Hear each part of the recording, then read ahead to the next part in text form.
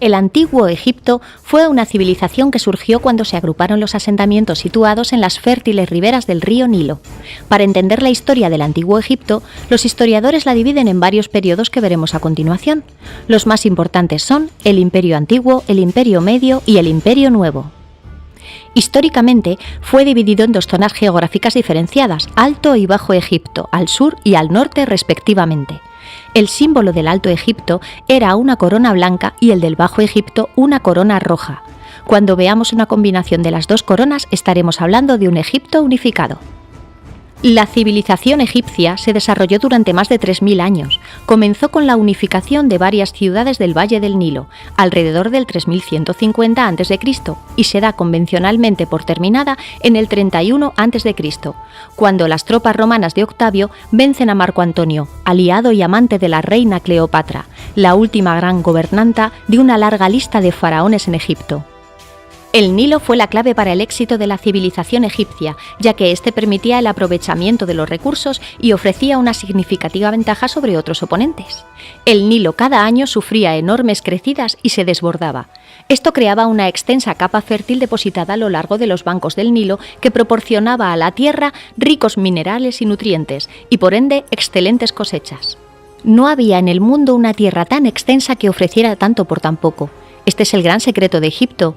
Esto se tradujo en que los egipcios podían practicar una forma de agricultura menos laboriosa que en otras zonas.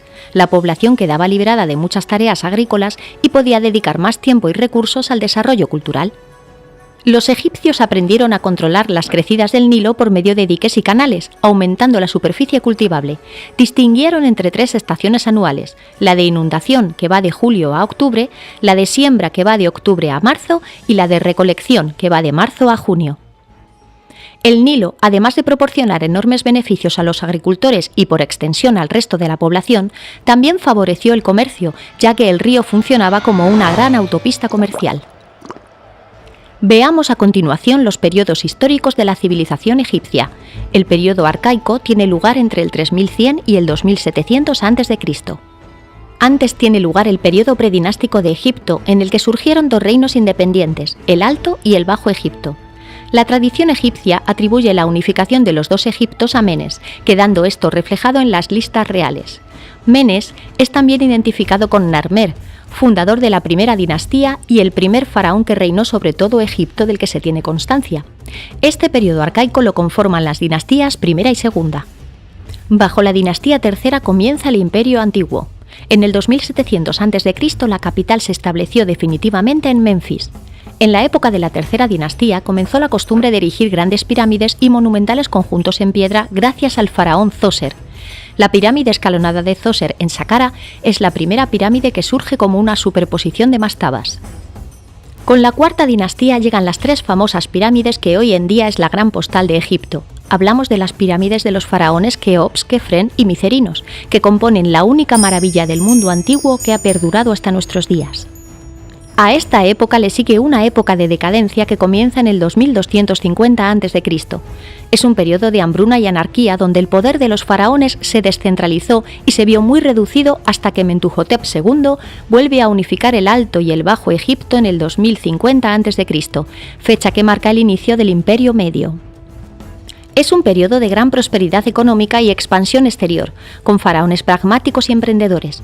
La capital pasa a estar en Tebas. Se realizaron ambiciosos proyectos de irrigación para regular las grandes inundaciones del Nilo. También se potenciaron las relaciones comerciales con las regiones circundantes. Las representaciones artísticas se humanizaron y se impuso el culto al dios Amón.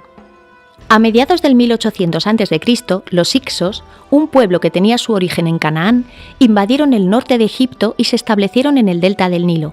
El poder de Egipto se debilitó y se disgregó en decenas de poderes autonómicos que desembocaron en una nueva anarquía. Aún así, los Hicsos no interfirieron en la cultura tradicional, adoptando las creencias y costumbres locales. Tuvieron como capital la ciudad de Avaris, dotándola de fortificaciones y dominando el Bajo Egipto. Modernizaron a los egipcios introduciendo el caballo, el carro de combate, el arco compuesto y diversos elementos de la cultura del bronce. A finales de este periodo, los dirigentes egipcios de Tebas que consiguieron mantener su independencia dirigieron una guerra de liberación contra los hicsos que da origen al Imperio Nuevo que comienza en el 1550 a.C. Este periodo es un periodo en constante estado de guerra, con afán expansionista, justificado en principio como defensa ante posibles invasiones. Requirió el desarrollo de un ejército profesional permanente. Las nuevas armas que adoptaron de los hicsos resultaron definitivas. Es un periodo de esplendor y de arquitectura monumental. Tebas vuelve a recuperar el poder del pasado como atestiguan los templos de Karnak y Luxor, dedicados principalmente al dios Amón. El culto de Amón alcanzó en este periodo una gran importancia. Surgieron también nuevos centros de poder, de hecho las capitales del imperio fueron Tebas y Menfis conjuntamente. El reinado de Amenhotep III puede calificarse como el más próspero de este periodo y de toda la historia de Egipto, pero con el ascenso de su hijo Amenhotep IV, la estabilidad del imperio estuvo gravemente amenazada, aún más cuando éste instauró una serie de reformas radicales que tuvieron un resultado caótico. Cambiando su nombre por el de Akenatón, promovió como deidad suprema la hasta entonces oscura deidad solar Atón, iniciando una reforma religiosa que se puede calificar de monoteísta. El faraón suprimió el culto a las demás deidades y, sobre todo, trató de anular el poder de los influyentes sacerdotes de Amón en Tebas, a quienes veía como corruptos. Trasladó la capital a la nueva ciudad de Ajet Atón, actual Amarna. La esposa de Akenatón, la bella Nefertiti, también jugó un papel político y religioso fundamental en este periodo. Tras la muerte de Akenatón, accede al trono el supuesto hijo de este, Tutankamón, que restablece el culto al dios Amón, devuelve a los sacerdotes su poder e influencia y vuelve el politeísmo. Tutankamón era un hombre enfermizo que tuvo un reinado muy corto. Ha pasado a la historia como uno de los faraones más conocidos debido al descubrimiento de su tumba en 1922 por parte de Howard Carter, el hallazgo arqueológico más famoso de todos los tiempos. Es la única tumba egipcia intacta que se ha encontrado hasta la fecha. En la siguiente dinastía encontramos a un faraón muy importante, Ramsés II el Grande. Le llamaron el rey constructor a raíz de su obsesión por construir templos enormes y espectaculares, como el templo de Abu Simbel dedicado a su esposa Nefertari. En su reinado también alcanza el rango de capital una nueva ciudad, Pi-Rameses, impulsada por él. Este faraón también es conocido por sus exitosas campañas militares. Ramsés II condujo su ejército contra los hititas en la batalla de Kadesh, en la actual Siria. Después de llegar a un punto muerto, finalmente aceptó un tratado de paz con el reino hitita. Es el tratado de paz más antiguo registrado. Ramsés, no obstante, presentó esta batalla que quedó en tablas como una gran victoria. Con la siguiente dinastía en torno al 1060 a.C. comienza un largo periodo de decadencia y fragmentación política que duró unos 700 años.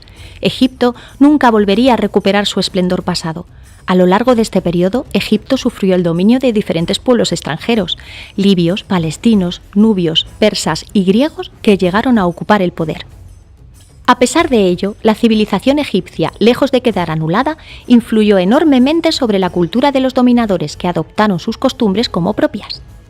Adelantándonos muchos años, llegamos a la batalla fratricida de Actium. En ella, las tropas de Marco Antonio y Cleopatra fueron derrotadas por las de Octavio. Egipto pasaría a ser una provincia más del Imperio Romano. A continuación vamos a tratar algunos aspectos del antiguo Egipto de manera muy breve. ¿Qué son las pirámides? Son los objetos que más han fascinado a los estudiosos a lo largo de la historia, ya que esconden muchos misterios. Eran monumentos funerarios reservados para el faraón. La función de la pirámide era la de contener la esencia del faraón para toda la eternidad. Este resucita y asciende al cielo para vivir eternamente entre los dioses transfigurado en una estrella. Las pirámides son un vehículo de contacto entre la tierra y el cielo y para ello es fundamental conocer su origen. Las pirámides surgen de la mastaba. Cuando a Imhotep, el arquitecto de Djoser, se le ocurre la idea de superponer varias mastabas, estas se transforman en pirámides escalonadas, constituidas con varias gradas, a modo de una escalera gigantesca que se elevaba hacia el cielo. Esta pirámide fue sufriendo una evolución hasta llegar a la pirámide clásica de caras lisas. No se sabe con certeza cómo se construyeron las pirámides, pues no han perdurado documentos de su época que lo describan. Este es un tema que ha fascinado enormemente a los que se intentan adentrar en la cultura egipcia y han surgido muchísimas teorías sobre su construcción. Algunas llegan a hablar incluso de ayuda extraterrestre. ¿Cómo era la religión egipcia? La religiosidad estaba presente en todos los ámbitos de la vida, e incluso después de la vida terrenal. Los egipcios creían en el más allá y por ello practicaban la momificación. Embalsamaban los cuerpos con el fin de conservar el cuerpo difunto para la otra vida. También los acompañaban de un ajuar de pertenencias y objetos valiosos. A partir del Imperio Nuevo, los faraones, sus familiares y miembros destacados del gobierno buscaron un lugar a las afueras de Tebas para enterrarse alejados de los saqueadores. Allí construyeron sus necrópolis, el Valle de los Reyes, el de las Reinas y el de los Nobles. ¿En qué dioses creían? La mitología egipcia es muy compleja y fue variando en los 3000 años de historia. También varía según la zona geográfica. Cada provincia mantuvo sus deidades protectoras, lo que significaba la veneración a decenas de dioses, que según la ciudad adquirían mayor o menor relevancia. En Heliópolis se adoraba a Ra, dios del sol, en Tebas a Amón, en Memphis a Ptah y Hathor. Una característica del panteón egipcio era la costumbre de agrupar a sus dioses en tríadas, normalmente una pareja con un hijo. En Heliópolis se dio el culto a Isis, Osiris y su hijo Horus. En la región de Tebas, la tríada se componía de Amón, su consorte Mut y su hijo Honsu. En la mitología egipcia, muchas deidades son representadas con cuerpo humano y cabezas de otros animales. Durante la época de influencia helénica sobre Egipto, lo que perduró con más vigor fue la tríada Osiris, Isis y Horus, y su enemigo Set, tal y como se ejemplifica en el mito de Osiris. ¿Qué escritura tenían los egipcios? Los antiguos egipcios inventaron un sistema de escritura jeroglífica utilizado desde antes del Imperio Arcaico. Durante muchos siglos no se sabía muy bien qué representaba esta escritura, pero en 1799 se encontró la piedra de Rosetta, en la que está grabado un texto en 3 tipos de escritura: jeroglífica, demótica y griega.